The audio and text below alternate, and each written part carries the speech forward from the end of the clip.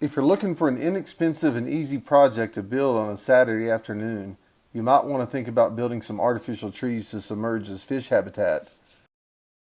These artificial trees work especially good for new ponds where you can strategically place the trees where they'll be of most benefit for your fish. This project is super easy. Using a piece of drain pipe we had laying around, we drilled some additional holes, cut some pieces of irrigation poly pipe, and slipped it through the holes we had drilled to make limbs.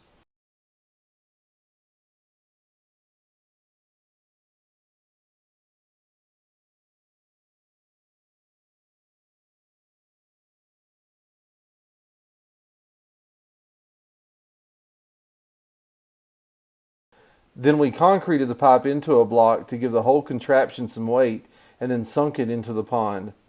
As the fish grow and reproduce, these artificial trees will provide valuable cover for the fish to hide.